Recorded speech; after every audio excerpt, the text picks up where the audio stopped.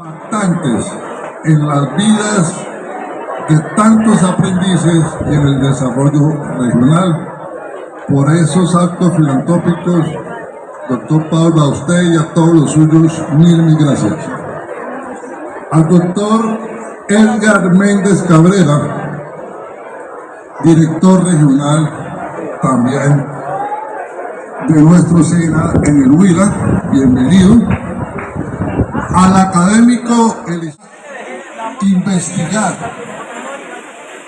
el proceso de la hacienda La Angostura, sus orígenes desde la colonia y por supuesto hasta nuestros días, casi algo, ¿cierto? Bueno, y por supuesto al doctor Efraín Molina, que fue el subdirector que me recibió en este centro de formación. A él su agradecimiento, por supuesto. Saludar a todos los directores regionales que también nos acompañan, doctor Hernández, doctor Carmelo Castillón, y a todos los amigos de este centro, a todo este maravilloso equipo que se ha ido conformando y constituyendo y que en algún momento dado pudimos aportar durante algunos años, acompañando al doctor Cándido como coequipero en primer lugar, en segundo lugar como subordinado del doctor Cándido y en tercer lugar como director regional para obtener todos estos desarrollos impactantes. Bueno, sin más preámbulos, vamos a empezar. Este conversatorio va a ser un conversatorio, digamos que de formato libre. Yo voy a hacer algunas preguntas inductoras donde va a haber alguien, el principal, que haga la referencia, pero cualquiera de los contertulios puede complementar y aportar en el conversatorio. Y entonces, pues nadie más autorizado para la historia y la génesis de esta hacienda de La Angostura que nuestro historiador y académico Jairo Ramírez, que ha dedicado tiempos, horas de sentarse a sobar hojas de la gran biblioteca de la Academia de Historia y del Departamento del Huila para poder hacer su investigación. Y entonces, lo primero que queremos preguntarle, Jairo, teniendo la claridad de que en Campo Alegre y en esta hacienda seguramente tuvo una vinculación importante el expresidente José Hilario López, quien declaró además la libertad de los esclavos con la ceiba centenaria en gigante, en ese acto protocolario. La pregunta sería, inductora, ¿cuál es la relación de José Hilario López con las familias que tuvieron en la propiedad la hacienda La Angostura?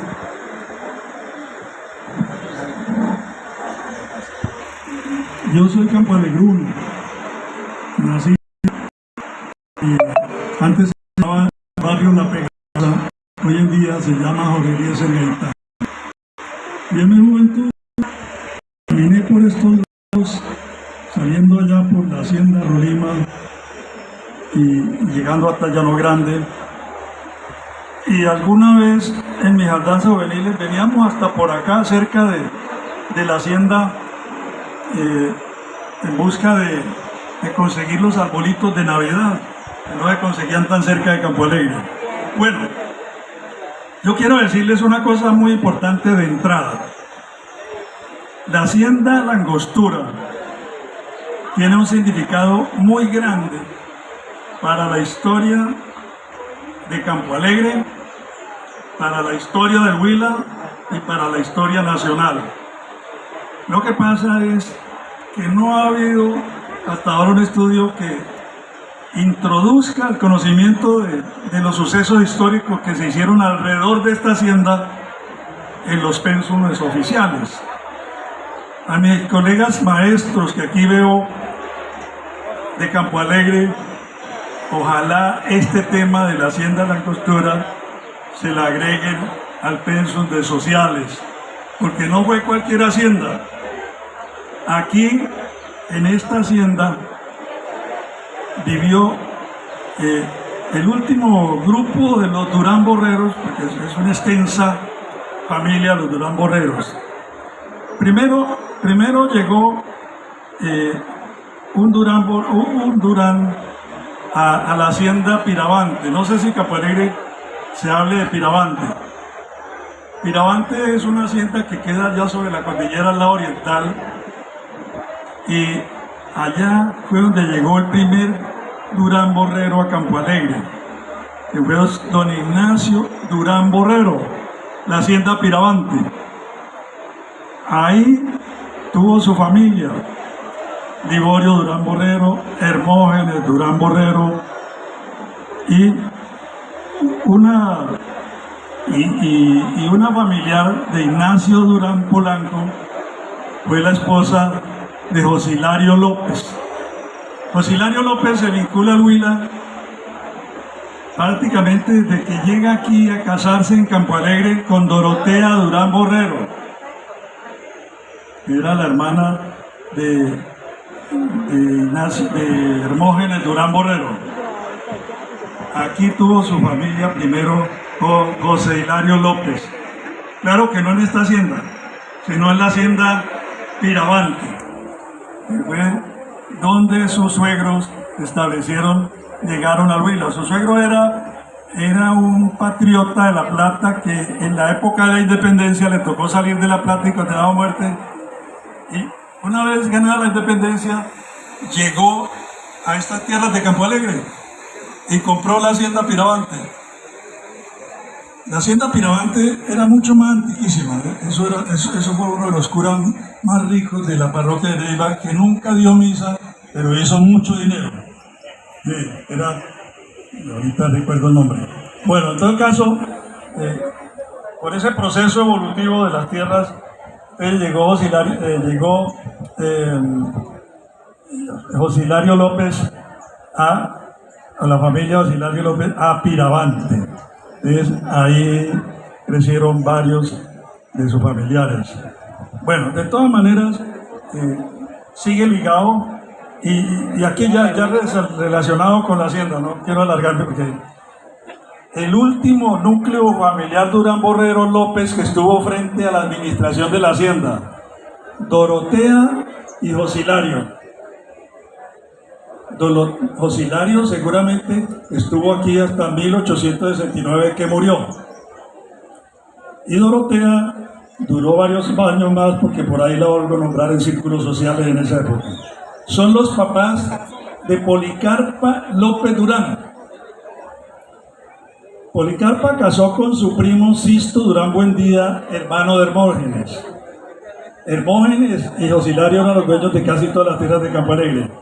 Y de esta familia, de Policarpa y de Sisto Durán, nace Mercedes Durán López, que es la esposa de Matías Silva, que fue el anterior administrador a su estimado padre. ¿Sí? Matías Silva.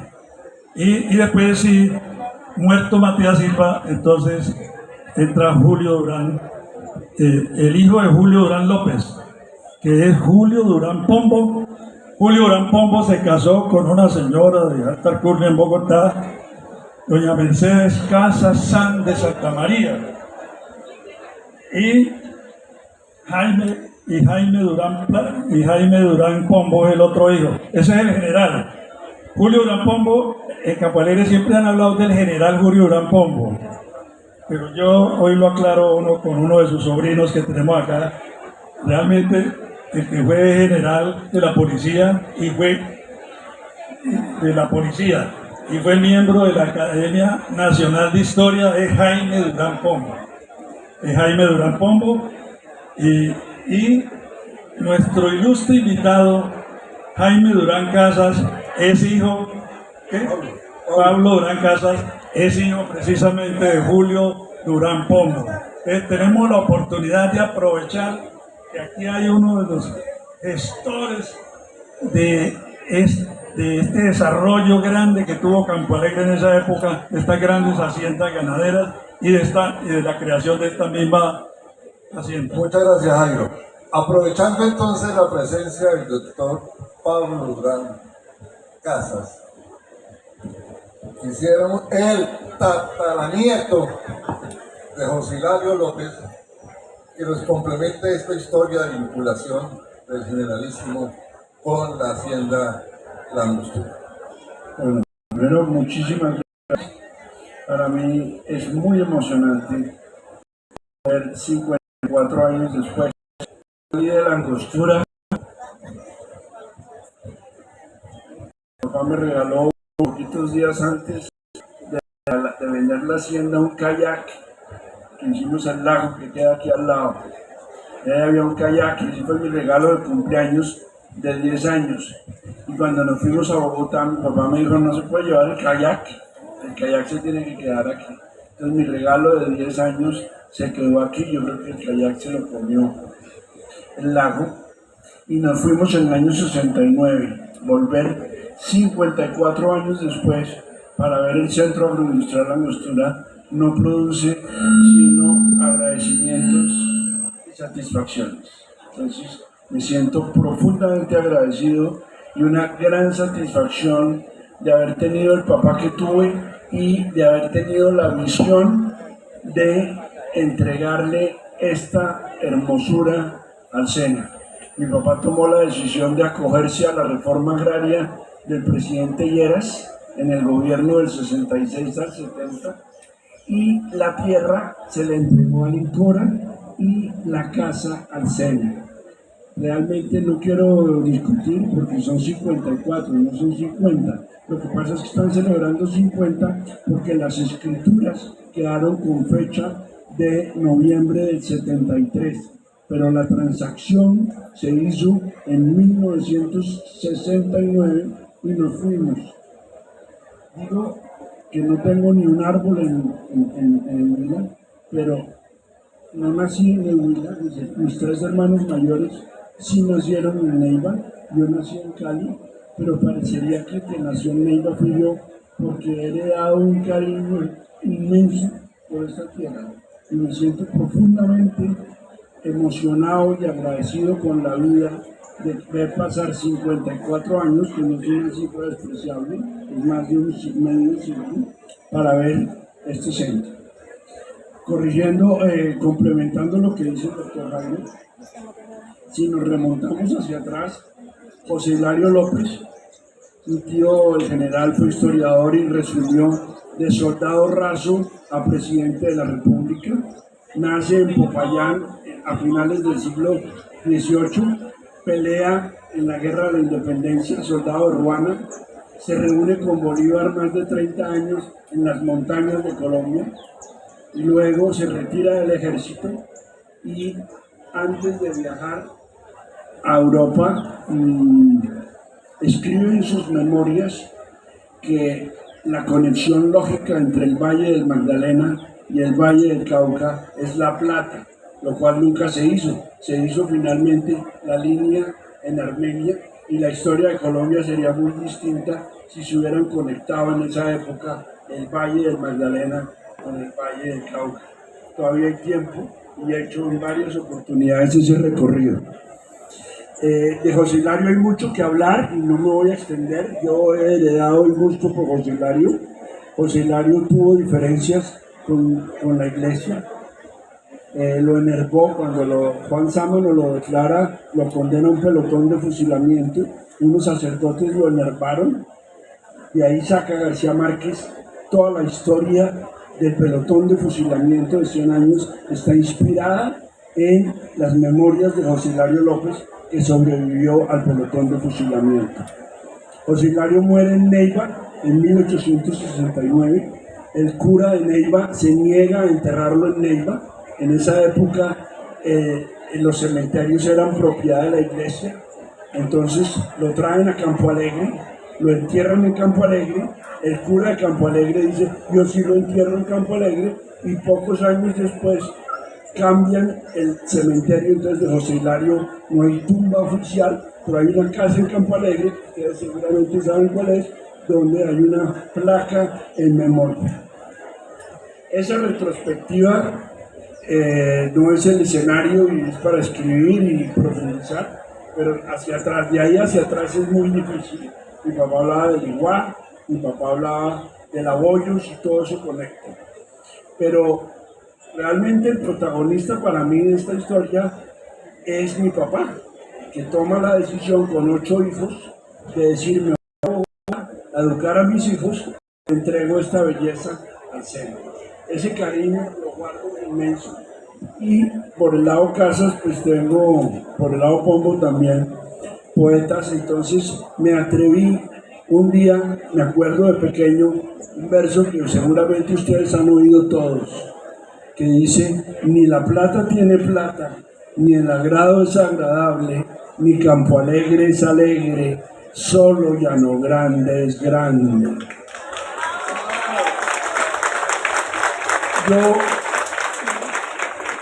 Yo me atreví a añadirle algunas perlitas.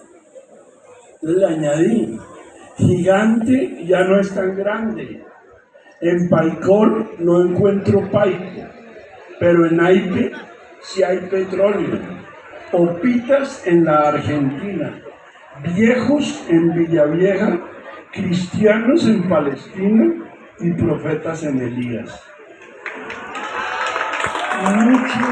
Mucho cariño por esta tierra. Me mantengo viniendo con frecuencia a cultivar el cariño, porque el cariño y el amor es como los árboles, hay que regarlos y cuidarlos, y yo me mantengo viniendo con muchísimo cariño al Huila. Me produce una profunda emoción y un homenaje muy especial a mi papá Julio Durán Pombo, que a la edad de 15 años se voló de una escuela, se voló del huérfano a los 5 años de padre y madre, se voló del colegio y se vino donde la tía Mercedes, que se casó con Matías Silva. Aquí se crió, aquí se educó, aquí aprendió a trabajar, aprendió a cultivar tomate con Joaquín Pastrana, que recientemente murió, el marido de Pola, que tuvo una finca aquí. Aquí aprendió a trabajar, y cuando mi papá murió llegaron 2 buses llenos de campoalegrunos para saludarlo y acompañarlo. Entonces no produce sino satisfacción y emoción estar hoy en día en la Angostura, no digo que 50, sino 54 años después. Muchas gracias. Gracias, doctor Pablo, por todos sus aportes históricos tan relevantes para la Hacienda de la Angostura y para el Huila.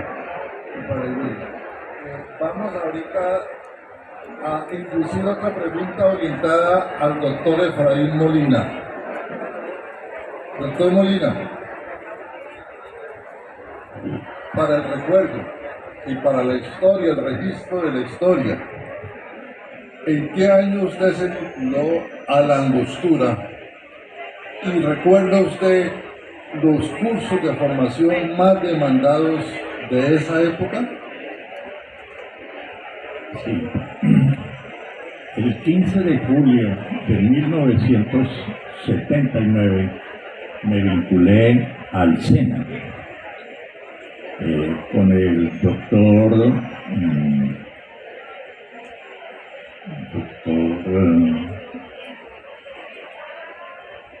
Cuellar Lara. Él fue quien me vinculó. Fue un concurso interesante, me hicieron preguntas, pude contestarlas bien y me vinculé. Inicié como asesor de la unidad agropecuaria. En esa época eran 2 unidades que había en el SENA, una que era la agropecuaria y la otra la de desarrollo urbano. La agropecuaria tenía este centro vinculado a la administración. Inicialmente, ¿qué había? Había un curso de mecánica rural, pero más orientado al tractorismo, al trabajo que se iniciaba en toda esa época de los cultivos de arroz, de sorgo, en general todo lo que fuera mecanizado. Había un curso de ganadería, era un curso general sobre el manejo del ganado. El otro curso que se iniciaba por esa época era uno de cultivos prometedores, y generalmente eran frutales. Entonces, de verdad que no había ninguna visión sobre la parte de la agroindustria, pero sí se manejaba esa parte. Hay aquí una persona y yo quiero saludarlo muy especialmente porque fue nuestro maestro en la parte pedagógica, el señor José Barrios Prieto.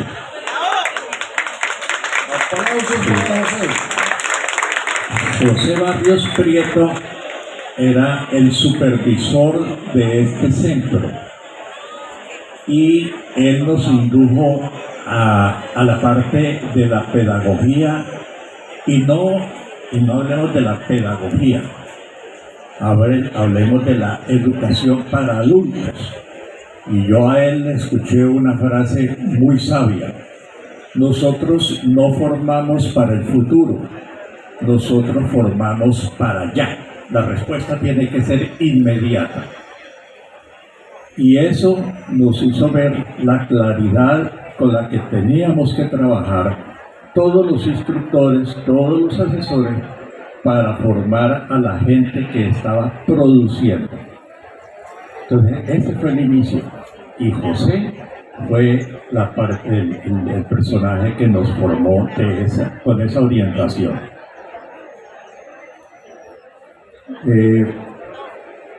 Pasó mucho tiempo, yo seguí vinculado en la parte de todo el departamento como asesor, y poco después me vinculé ya más con el centro agropecuario, pero siempre pertenecí desde esa época, desde el 79, a la planta del centro agropecuario.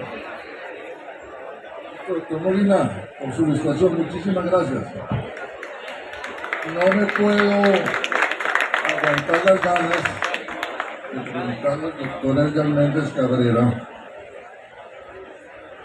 de su ejecutoria en la regional, pero principalmente, doctor Edgar, su gestión sobre este centro de formación que simplemente se llamaba en esa época el Centro Agropecuario La Angostura.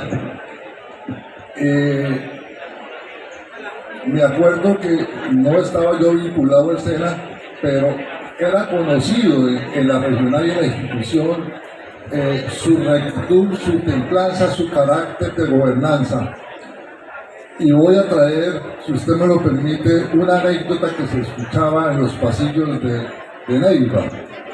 Y era que de las primeras acciones que usted hizo fue recoger todos los carros y simplemente poner al servicio el transporte para los funcionarios directivos y no un carro para cada uno de ellos, ¿correcto?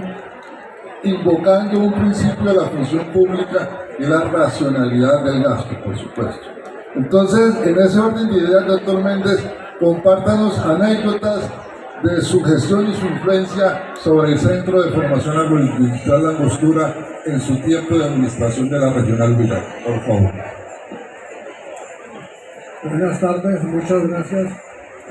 Realmente estoy muy contento por estar en este centro, gracias a la directora y todos sus funcionarios, a la directora regional y a tantos amigos que seguramente están aquí. Llegamos al SENA en un momento crucial político.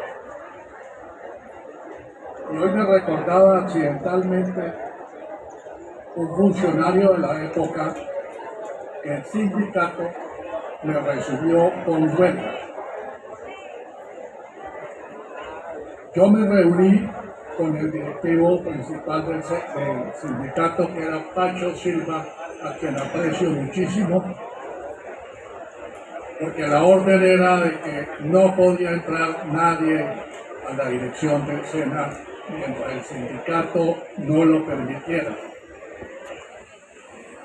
Le dije, Pachito, yo respeto mucho el sindicalismo, pero tenga la absoluta seguridad que con la aquiescencia de ustedes o sin ella, mañana a las 7:30 de la mañana entraré al SENA. Efectivamente me dejaron entrar. Aproveché para actualizar los conocimientos y empezar la gestión. Aquí en este centro había un paisano mío como jefe de centro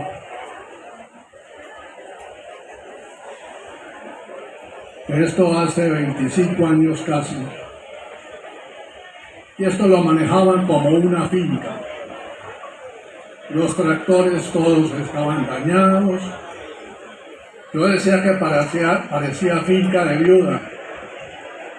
El lago que usted mencionaba, doctor Casas, no tenía agua. Los potreros estaban secos a pesar de que tenían riego por aspersión. Llamé al jefe de centro y le dije, ¿por qué no ha arreglado la motobomba? Hay que arreglarla ya. Me dijo, que no tengo la plata. Le dije, consígala. Le doy 8 días, pues si no se va usted o me voy yo. Y efectivamente volví a los 8 días. Aquí hay un testigo excepcional que es Enrique, mi conductor de esa época. Y se cumplieron las órdenes.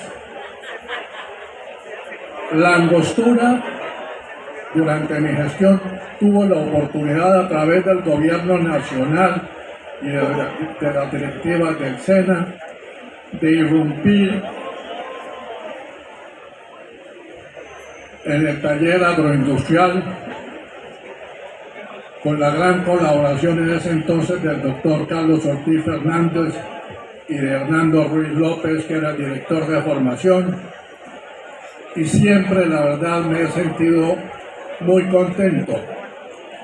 Tanto contento que les cuento esta anécdota personal.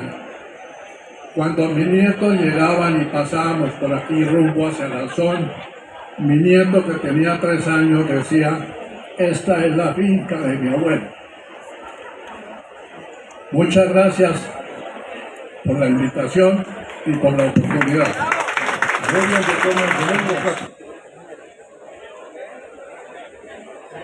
Él se hizo subdirector en el año 2006 y estuvo hasta el año 2021. Desde el 2004, que estaba subdirector el doctor Efraín Molina, empezamos a trazar el nuevo rumbo de este centro de formación.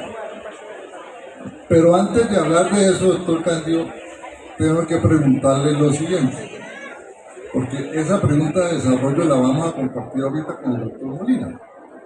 Tengo que preguntarle, mi doctor Candio, cómo el portafolio de servicios del Centro de Formación Agroindustrial La Angostura, en formación, en innovación, en emprendimiento, en servicios tecnológicos, en certificación de competencias laborales, articula en primer lugar con el plan estratégico del SENA y en segundo lugar con el plan regional de productividad y competitividad del departamento de Huila. Gracias, ingeniero Tamayo, director, el jefe. Un saludo muy especial para toda la familia SENA, Regional Huila, SENA La Angostura, para mis queridos directores Edgar Méndez, Camilo Castrillón, Luis Alberto y Adriana, para toda la familia La Angostura. Yo quisiera resaltar algo que tal vez no lo he socializado, pero el doctor Efraín sí lo conoce. El impacto del Centro de Formación Agroindustrial La Angostura, Centro Agropecuario La Angostura, ha sido grande, vital para el desarrollo rural del departamento del Huila. En el año 1987 yo cursaba el grado 11 en el Instituto Técnico Agrícola de La Plata y desarrollaron una capacitación para liderazgo juvenil rural que desarrollaban los colegios agropecuarios que tenían en su organización de estudiantes la Asociación Futuros Agricultores de Colombia, Cabeza Corazón para los campos colombianos. Y este centro de formación, por solicitud del Ministerio de Educación Nacional y de la Federación Nacional de Cafeteros, capacitaba a los líderes juveniles campesinos de los colegios agropecuarios y yo fui un beneficiario, sin pensar que en unos días o unos años después iba a estar acá trabajando. Luego, ya estrictamente con la pregunta, ingeniero Tamayo, pienso que hay una motivación, hay unos impulsos. Nuestro director de la época, el doctor Edgar Méndez, luego el director Camilo Castrillón, en cabeza de los directores Carlos Ortiz Fernández, Darío Montoya y los directores generales que han tenido, nos dijeron o nos pidieron que hiciéramos un análisis, una lectura de las realidades del territorio, pero también pensáramos unos escenarios futuros, a 10 y a 20 años. Y por eso, entonces, con el equipo de Sena La Angostura, esto sucedió en todo el país, pero hablo de este centro, con instructores a la cabeza como expertos, con los profesionales de emprendimiento, de Cernova, de bienestar al aprendiz, de todos los programas, formulamos con usted, ingeniero Tamayo, también de una manera muy dinámica el plan tecnológico del 2009 al 2019. Y ese plan tecnológico prácticamente nos dice, en el escenario futuro va a haber una dinámica muy fuerte de biotecnología, de valor agregado, de agroindustria, de sostenibilidad, de desarrollo rural participativo.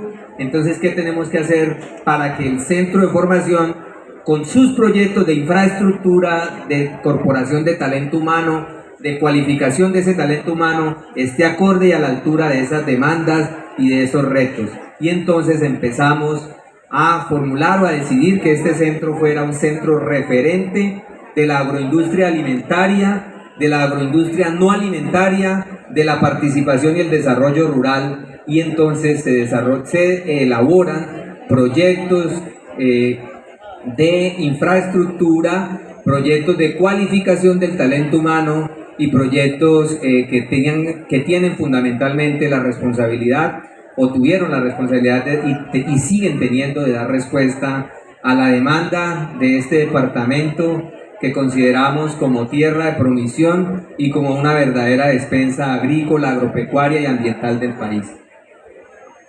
Muy tocante.